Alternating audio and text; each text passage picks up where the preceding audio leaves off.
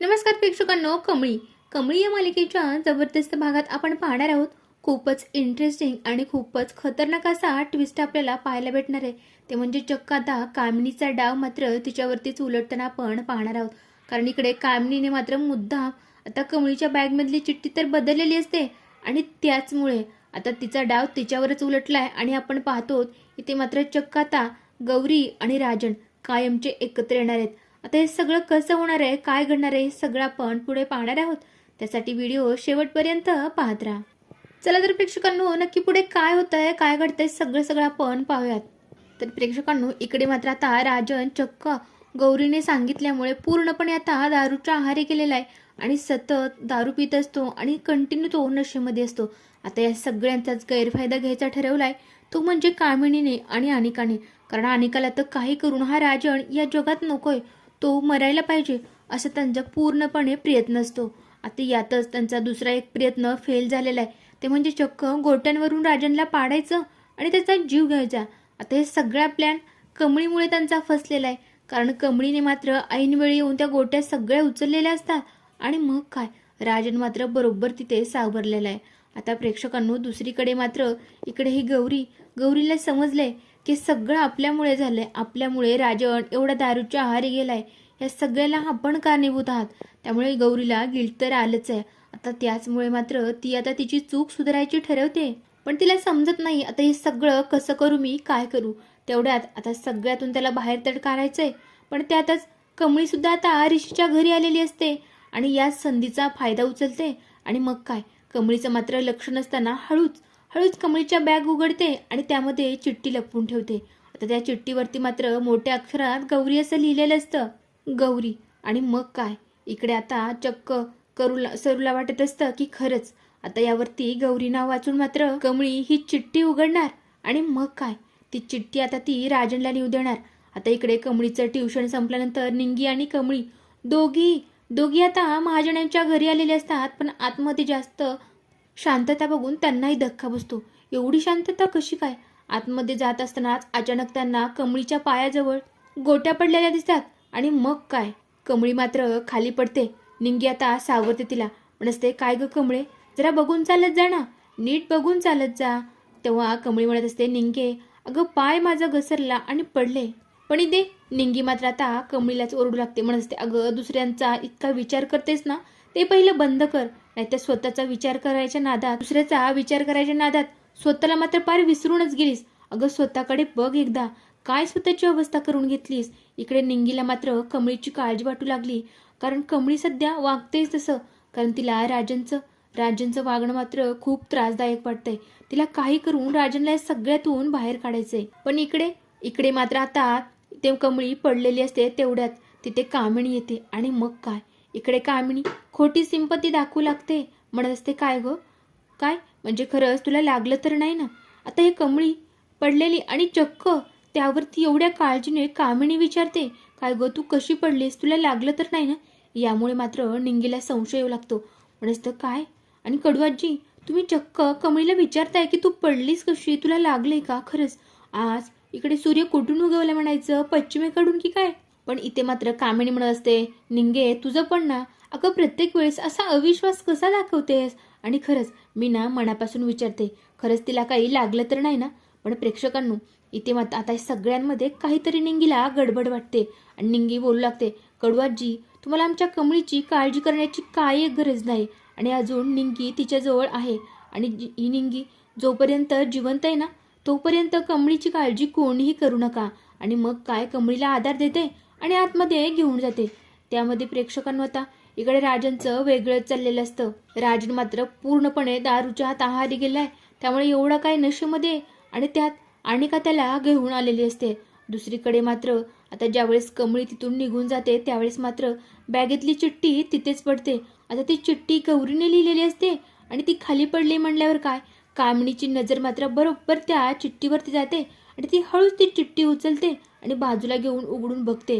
आता प्रेक्षकांनो, इकडे चिठ्ठीतला मजकूर ती वाचू लागते आणि ते मजकूर वाचून तर काय, इकडे तिला खूपच आता विचित्र वाटायला लागतं. तेवढीच ती हादरून गेली, घाबरून गेली. कारण प्रेक्षकांनो, तिथे मात्र आता तिने चिठ्ठीमध्ये लिहिलेलं असतं की काय हो, खरंच मी तुम्हाला जे काय सांगितलं ना ते पूर्णपणे खोटं आहे. आणि मूळ म्हणजे तुम्ही एवढी दारू प्यायला लागलात. मी तुम्हाला जे सांगितलं त्यामुळे तुम्ही एवढ्या दारूच्या आहारी गेलात. आणि खरंच तुम्ही जर आता दारू सोडली नाही ना तर तुम्हाला गौरीची शपथ आहे, काही करा पण तुम्ही तुमच्या गौरीसाठी तुम्ही दारू सोडून द्या. आणि मी जे तुम्हाला सांगितलं होतं ना खरंच ते सगळं खोटं आहे. तुमची मुलगी जिवंत आहे, तिला काही एक झालेलं नाही. आणि प्लीज प्लीज आता तुम्ही तुमच्या गौरीची शपथ घातली म्हणून तरी दारू सोडून द्या. आता हे सगळं जेव्हा कामिनीने वाचलंय ना तेव्हा तिलाही खूप मोठा धक्का बसलाय प्रेक्षकांना. कारण प्रेक्षकांनो तिलाही आता सुचत नाही काय करावं. तिला मात्र चक्क समजलं की गौरीचं दुसरं लग्न झालं नाही आणि तिची मुलगी जिवंत आहे. नाही नाही, हे सत्य राजनला कधीच कळू देणार नाही मी. आणि या संधीचा मला फायदा घेतलाच पाहिजे. आता बघ राजन, मी तुझा कसा खेळ करते ना ते बघतच राहा. आता ही चिठ्ठी मात्र माझ्या नजरेसमोरून खूप लांब करायला पाहिजे आता प्रेक्षकांनो. कारण हे सगळं कामिनीला बघवत नाही. पण त्यातच मात्र कमळीने आता तिचं काम सोपं केलेलं असतं. कारण कमळीकडून चिठ्ठी पडली म्हणून तर इकडे कामिनीला सापडली ना. आता मात्र ते मनातल्या मनात कमळीचे उपकार मानते, म्हणत असते, कमळे कमळे तू न माझ्यावरती खूप मोठे उपकार केलेस.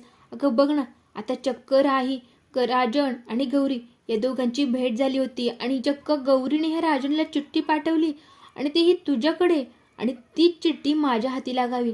खरंच हा कसला योगायोग म्हणावा ना. आणि मग मात्र प्रेक्षकांनो ती चिठ्ठी आता स्वतः इकडे कामिनी फाडून तोडून टाकते. कारण ती कुणाच्याही नजरेस येऊ नाही किंवा काही होऊ नाही. आणि स्वतः मात्र आता गौरीच्याच हस्तराक्षी अगदी अगदी जुळणारे असे एक खोटी चिठ्ठी बनवते आणि मग मुद्दाम राजनच्या बेडरूमच्या दाराजवळ ठेवते, जेणेकरून त्याची तिथे नजर पडावी. आणि इकडे तिकडे आता आजीकडून इकडे कमळीला कळलेलंच असतं की राजन पुन्हा दारू प्यायला लागलाय. आणि मग काय, हे ऐकून तर तिला फार वाईट वाटतं आणि सरळ राजनच्या खोली जाते. राजनच्या रूममध्ये राजन बेडवरती झोपलेला असतो आणि मग काय, तो तरीही दारू पितच असतो. आता इकडे मात्र राजन झोपेमध्येच आणि नशेमध्ये खूप काय बडबडायला लागतो. खरंच माझं नशीब फार फुटकं आहे आणि मला आता जगण्याची अजिबातच इच्छा नाही. खरंच मला ना माझं सगळं जीवन आता बरबाद झाल्यासारखं वाटतंय. मला स्वतःचं जीवन संपवायचंय, असं खूप काय बडबड असतो राजन. आणि मग प्रेक्षकांना आता इथे मात्र चक्क कमळी हे सगळं ऐकते. कमळी म्हणू लागते, हे काय चाललंय राजन काका? अहो, आणि तुम्ही माझी शपथ घेतली होती ना, पण तरीही तुम्ही दारू प्यायलाय, का असं करताय? तुम्ही तर सांगितलं होतं ना की मी आता दारूला हात सुद्धा लावणार नाही. मग तुम्ही माझी शपथ का मोडलीत? आता प्रेक्षकांनो इकडे दारूच्या बॉटलला मात्र परत हात लावला ना तर तुम्हाला दिसत नाही का आजींना किती त्रास होतोय? आणि या वयामध्ये आजींना असा त्रास द्यायचा आहे का तुम्हाला? सांगा ना, का असं करताय? आणि तुम्ही पुन्हा दारू घ्यायला लागलात हे मात्र चक्क आता आजींना समजलेलं आहे. तेव्हा मात्र राजन आता बडबड करू लागतो, म्हणत असतो, कमळे ते न रागिणी आत्या आल्या होत्या, त्यांनी मला न दारूची बॉटल दिली. आता हे प्रेक्षकांनो खूपच भयानक असणार आहे कमळीसाठी. कारण कमळीला समजलंय मुद्दाम म्हणून हे सगळं करताय म्हणजे ह्या कडू आजी, म्हणजे यांना दारू प्यायला भाग पाडलं तर खरंच हे खूप वाईट आहे आणि हे कुठेतरी थांबायलाच हवंय. इथे मात्र कमळी आता राजनला समजावू लागते की राजन काका तुम्ही काय म्हणताय? अहो, त्यांनी कितीही तुमच्या हातात बॉटल दिली पण ते तुमच्या हातात आहे ना. त्या तर तुम्हाला असं दारू पिण्यासाठी भाग पाडणारच आहेत. पण तुम्ही स्वतः मनावरती कंट्रोल ठेवायला हवा. आणि मग काय, राजन म्हणत असतो, कमळे अगं काय करू मी, माझ्या मनातनं खूप मोठं दुःख लपलंय आता. पण कमळी मात्र विचारण्याचा प्रयत्न करत असते, काय झालंय नक्की, काय तुम्हाला एवढं तुमच्या मनाला बोचतंय? प्लीज मला सांगाल का? आणि एवढा मोठा बिझनेसमन आहात तुम्ही आणि तुम्हाला हे सगळं शोभतंय का? अजिबात शोभत नाही. आता तुमचा एवढा मोठा बिझनेस आहे, हे पुढे न्यायचा, पण नाही, तुमच्या अशा वागण्याने किती मोठा नुकसान होणार आहे हे तुम्हाला तरी समजतंय का? असं तुमचं वागणं आजींना किती त्रास होतोय, तुमचा बिझनेसमध्ये लॉस होतो, हे सगळं खूप एक दिवस महागात पडणार आहे तुम्हाला. पण इथे मात्र राजन आता खूपच हताश झालेला असतो, डोक्याला हात लावतो आणि म्हणतो, कमळी आता मी कोणाचंच वचन पाळण्याच्या लायकीचा नाही ग राहिलेला. आणि खरं सांगायचं का, पण तुला आईला सांगायचं ना तर सांगून टाक की तू त्यांची नात नाहीयेस. आता बस झालंय नाटक करायचं ग. आणि कोणासाठी हे सगळं करावं, कोणासाठी? तरी मी जगावं त्या गौरीसाठी, मी इतके वर्ष त्या गौरीसाठी जगत आलो, पण काय झालं? तिने मात्र आता दुसऱ्याच माणसाशी लग्न केलंय. आता मी कोणासाठी जगू? आणि माझी मुलगी सुद्धा जिवंत राहिलेली नाही. बस खूप झालं, आता मला एकट्याला सोडा. आणि काय, तुम्ही ना इथून निघून जा. आता प्रेक्षकांनो इथे मात्र कमळी म्हणत असते, काय ग निघेत, चल आपण इथून जाऊयात आणि राजन काकांना त्यांचा वेळ देऊयात. आता प्रेक्षकांनो इथे मात्र कमळीसुद्धा आता तिथून निघून जाते. पण प्रेक्षकांनो तिथे मात्र आता राजांची नजर तिकडे दाराकडे जाते आणि मग काय तिथे चिठ्ठी दिसते. त्या चिठ्ठीवरती मात्र मोठ्या अक्षरामध्ये गौरी असं लिहिलेलं असतं. तो विचार करतो की काय असली चिठ्ठी नक्की गौरीने लिहिलेली चिठ्ठी अशी इथे कशी आली का मला भास होतोय. नाही म्हणजे मी सतत दिवस रात्र गौरीचा विचार करतोय म्हणून तर मला हे सगळं दिसत नसेल ना. असं असताना डोळे चोळू लागतो पण त्याला मात्र चिठ्ठी अजून तिथेच दिसत असते. मग तो विचार करतो की नाही एकदा जाऊन बघायलाच हवंय. आणि मग काय प्रेक्षकांनो तिथे बघतो तर काय खरोखर तिथे चिठ्ठी असते. आणि मग मात्र तो न अडकळत तो चिठ्ठीपर्यंत पोहोचतो आणि वाकून चिठ्ठी उचलतो. एकाएकी चिठ्ठी वाचायला सुरुवात करतो तर ही कामिणीची बदललेली चिठ्ठी असते. जी चिठ्ठी राजन वाचत असतो ज्यामध्ये तिने लिहिलेलं असतं. अहो मला समज कळालंय तुम्ही दारूच्या आहारी गेलाय पण त्यापेक्षा तुम्ही एक काम करा दारू पिऊन हळूहळू संपण्यापेक्षा एकदा स्वतःला संपून टाका. तसं पण तुम्ही जगाल काय मराल काय मला काही फरक पडत नाही. इकडे मी माझ्या नवऱ्यासोबत लय खुश आहे आणि मला सुद्धा खूप सुखाने संसार करू द्या. आता गौरी हे वाचून राजांच्या हातातली ती चिठ्ठी कळून पडते. त्याच्या डोळ्यातून मात्र खूप पाणी येऊ लागतं आणि मग काय त्याला मात्र त्याच्या जीवनात आता काहीच बाकी राहिलं नाही असं वाटू लागतं. खूप अस्वस्थ झालेला असतो आणि राजन आता स्वतःशीच बडबडू लागतो.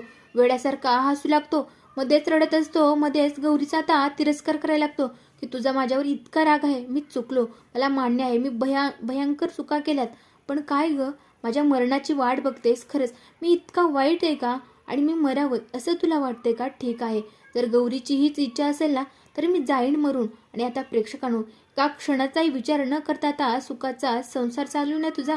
तर बघ तू जे सांगितलेस ना ते मी करतो. आता तुझे शब्द मला दिलायस ना ते शब्द आता मी पाळणार आहे.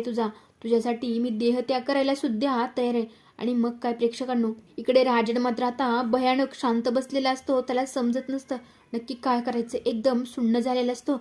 आणि मग काय एक स्टूल घेऊन येतो आणि चक्क त्या लाकडी स्टूलवरून आता पंख्याकडे पाहत असतो. कपाटातून एक दोरी काढतो आणि पंख्याला आता गळफास घेण्यासाठी तो गळ्याला फास अडकवतो. डोळे मिटतो आणि बोलतो मला माफ कर कमळी मी माझं वचन पाळू शकलो नाही. आई बाबा तुम्ही दोघांनी सुद्धा मला माफ करा. खरंच एक मुलगा म्हणून मी तुमच्या आयुष्यात सेवा करायला पाहिजे होती पण पण आता ते माझ्याच्याने शक्य नाही होणार.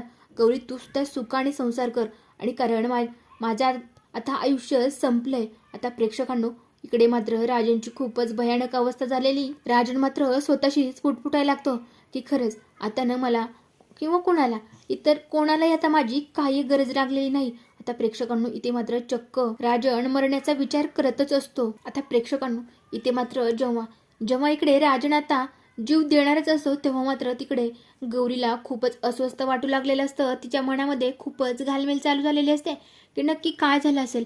खरंच इकडे चिठ्ठी वाचली असेल का नक्की काय झालं असेल तिकडे. म्हणून तिकडे चक्क गौरी मात्र आता तिकडे यायला निघते आणि त्याच वेळेस मात्र तिला खिडकीतून आता राजन चक्क तिकडे गळ्याला गळफास लावताना दिसते. आणि मग मात्र इथे वाऱ्याच्या वेगाने गौरी पळत येते आणि राजनला तिथून सावरते थांबवते.